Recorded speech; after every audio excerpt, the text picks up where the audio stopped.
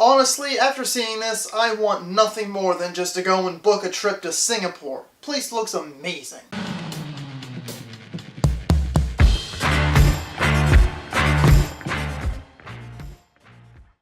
Hello ladies and gentlemen and movie lovers of all kind, and welcome back to another new release review. For today, I will be covering Crazy Rich Asians. Now before I actually get into more of the meaty part of the review and such, I just want to say that shame on me for taking so long to go and see this. After seeing the initial trailers for this movie, I did not have high expectations. I doubted I was going to see it at all. Then so many positive reviews started flowing in, and even still then, I gotta be honest, I was a bit of a doubter. I was like, it's just a, it's a typical rom-com, people enjoy it, but I'm not typically like a major fan of rom-coms. And I was like, whatever. But then eventually I was like, alright, I guess I'll go and check it out. And yeah, I was very surprised. But yes, Crazy Rich Asians was directed by John M. Chu. It stars Constance Wu, Henry Golding, and Michelle Yeoh.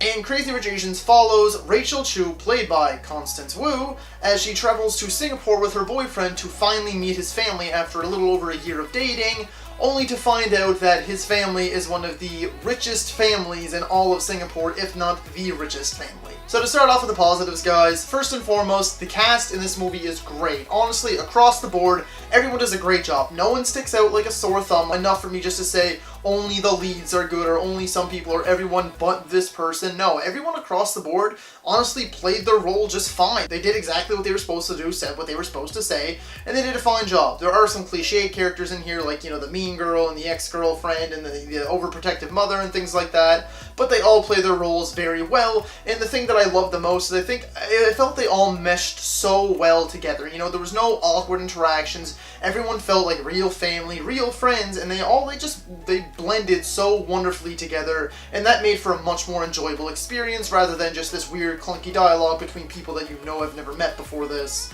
They all just went together perfectly. Next is the fact of just how funny this movie really is. It is a rom-com, but I felt the comedy was very, very strong in this movie. I laughed a lot throughout this movie, a lot more than I expected to. I thought the movie was really, really great in its comedic moments. And next, just the fact that this movie has so many heartwarming and heartbreaking moments. It broke me down, it lifted me back up. This movie did everything for me emotionally. There are so many moments where I felt full, you know what I mean? Like, it felt really, really good to watch these characters, to watch the love story, to watch old friends meet up again, all of that stuff, and all the things about family and how money doesn't matter and things like that, and the wedding that takes place in this movie.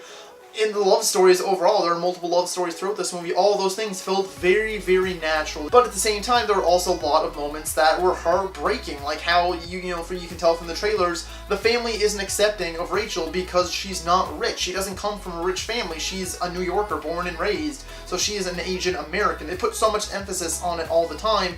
They don't ever call her she's just an Asian or she's just Chinese. She's Chinese American. She's Asian American, and they put her down a lot. I know this much.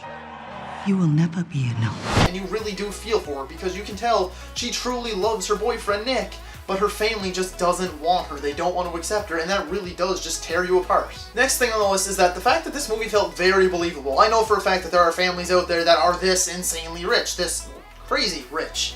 But overall, just the story, I don't know a whole lot about Asian culture, Chinese culture, and things like that. I'm not going to pretend that I do, but from what I do know, this seems very accurate. Things like the family traditions throughout this movie, and how rich families are very picky about who their sons and daughters marry, right? They want you to marry in rich families, they want you to keep the bloodlines pure, things like that, and they are very, very close with their traditions, so I can see a lot of this stuff actually happening, and I have heard of it actually happen myself personally, so a lot of this movie felt extremely believable. Now some of it a little more over the top and such. All that stuff felt very believable, which led to me being much more invested in the story because it wasn't so over the top that I was like, no way. No, it felt really natural and very real. And next thing is that something that needed to work in order for this movie to actually work, and luckily it did work, and that is the love story in this movie. The love story works very, very well. Like I said, there are multiple love stories in this, but the main one, of course, is Nick and Rachel, and their love story works so well, honestly. You really do feel like these people truthfully and honestly love each other. You feel like they really care for each other. Now, I don't know if these two actors actually have something like off-screen, or maybe they're friends growing up or something, I don't know, but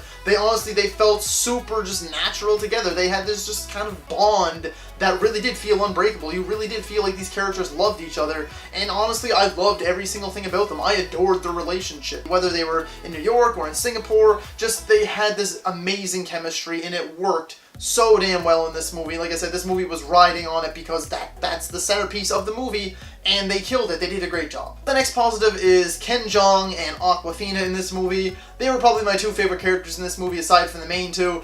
I thought they were absolutely hilarious in every scene that they're in. The only sad thing is the fact that you don't get a whole lot of them. You get a lot more Awkwafina than you do Ken Jeong, but they were both, the biggest comedy pieces in this movie. They were both downright hilarious. I was laughing every single scene they were in. They were just so over the top, and their one-liners and the things that they said overall, and even just like their physical comedy. They were so hilarious. Actually, their whole kind of family, because they play like a father-daughter, Awkwafina and Ken Jeong, they have like this brother, or son and brother, that just constantly takes pictures of Rachel, and he was hilarious too, honestly. Just the whole family overall was so funny in my mind, and I wish we got more of them in this movie. And like I said in my intro, Singapore. I want to go to Singapore so damn bad now. I knew that Singapore was a beautiful place, but this movie showcases it in all of its glory. Singapore looks absolutely beautiful. That moved to like the top of my bucket list to like go and visit locations. This place looks absolutely amazing, and I guess that could kind of lend to the cinematography, but more so it was almost like a promotional ad for Singapore, but it had me completely hooked, and now I love Singapore. And next is just all of the rich stuff. More so the weddings and the parties and things like that. Honestly, again, I thought they were awesome. Visiting all these beautiful mansions. There is a bachelor party on a cargo ship, and there is the bachelorette party on just this island, this resort that they have all to themselves. All of this stuff was just, honestly, it was awesome, and it was enjoyable to watch, and to know that there are families out there that actually get to do this stuff. One, made me super jealous, but two, I was like, yeah, like that's a dream come true, honestly. That would be so amazing, that would be so much fun. So honestly, all this rich stuff, I enjoyed it. I wasn't just sitting there like, that's stupid, that's unbelievable, that's not. I was honestly just like, wow, like this is crazy, like people actually do this. And also the wedding overall in this movie, the main wedding, the reason that they actually go to Singapore, I thought the wedding was absolutely beautiful. It doesn't do the whole ceremony, but the music that was playing and the setup, and there's things with like water, and they do this kind of thing with the lights, and honestly, you'll have to see it to kind of know what I'm talking about, and I don't want to get too far into detail with it. The whole ceremony was beautiful, and I thought it was awesome. That and all the parties and everything, I thought all of it was great. And next and lastly on the positives is just kind of the importance of this movie. It did the same thing that Black Panther did earlier on in this year, and it just showed that the minority, or what Hollywood considers to be the minority, such as African Americans, Asians, Asian Americans, Africans, so on and so forth, that the minorities doesn't mean like lower box office numbers. Very abnormal to see, honestly, like minorities in a lead role. You know, usually they'll get the supporting role, or they'll get kind of minor roles. Of course, there are some bigger actors like Denzel Washington, Will Smith, so on and so forth, but you never, honestly, never see just a completely Asian cast or a completely African American cast, but it was never heard of in this size and scale until this year. Both of these movies prove to all of those Hollywood producers out there that these guys can work. Back-to-back weekends, Crazy Rich Asians has been #1 at the box office, beating the likes of The Meg, Mission Impossible, Christopher Robin, and newcomers such as like the Happy Time Murders. Crazy Rich Asians is absolutely destroying it at the box office. Black Panther is still breaking records now. The two of them, it has been their year, seriously, and the importance of this movie just to show Hollywood that, hey, you know, this is us, hear us roar. The minorities, they're not minorities anymore, so cut that shit out. These guys can take over the movie industry, and they're doing a phenomenal job. They can bring in the box office numbers just as easy as anyone else can. This stuff works, and we need more of it. And there's only 2 negatives to this movie, and they're not like major negatives, but they're things that I definitely think that attention should be drawn towards.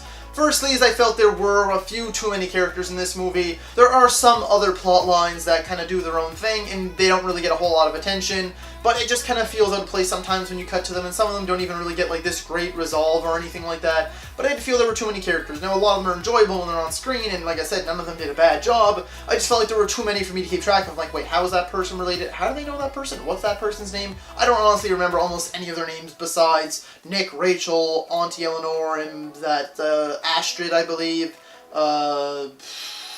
That's pretty much it, honestly. Like, I can't remember anyone else off the top of my head because there was just too many characters to juggle. And next and lastly on the negatives is just the runtime of this movie. I felt the runtime was honestly a touch too long. I understand that they are trying to adapt a novel which of course I have never actually read, but I did feel like the runtime was a bit too long. I understand they wanted to tell their story, and I thought it was fine until about the hour and a half, hour 40 mark, when there was about 20 to 30-ish minutes left of the movie. The movie goes as you expect it to go, but yeah, of course there is actually this little, downturn a little bit towards the end of the movie, and when it got to those moments, I understand that they were important moments, and they were good moments too, and they were fine, but they did feel a little bit longer. Like, I don't know if it's just because I was already sitting in the theater for that long, or those moments did just honestly kind of drag, but the last 20 minutes or half an hour did feel kind of slow to me, so I feel like the runtime could have been pulled back a little bit, chopped out some of the moments that lingered maybe a little too long, or a few like the little quick dialogue moments, or the things used simply for comedy. They could have cut those out and just kind of shortened the movie, at least even by like 10 or 15 minutes, I think. Actually, now that I think about it too, I guess I could put on another negative, and it's one, and it's not a big one, because, you kind of expect it. But the movie is super cliche and it plays out exactly how you expect it. You'll start watching the movie, it's something you've seen 100 times before, usually it's actually the other way around, like the man meets the girl's family is not really accepting of him, or the father especially, things like that, and then he has to kind of try to measure up, and he goes through the trial and error trying to like gain acceptance. It's like that, except it's kind of just role reversal in this one, but it plays out exactly how you expect it. It's super cliche, and it goes like, beat for beat, how any of those other movies have gone, just the significant other trying to gain the approval of the parents. Yeah, it goes pretty much exactly how you'd expect it to, so not to say it's a knock, because it is very formulaic, but it does work almost every time, especially in this movie. I thought it worked perfectly, but it's something that attention should be drawn to. Don't expect anything new or groundbreaking here. It is a rom-com. But with all that being said, I'm going to be giving Crazy Rich Asians an 8 out of 10. So guys, if you like this video, be sure to like, subscribe, and comment. Let me know, have you seen Crazy Rich Asians yet, and what did you think of it? And as always guys, thank you so much for watching, and that's a wrap.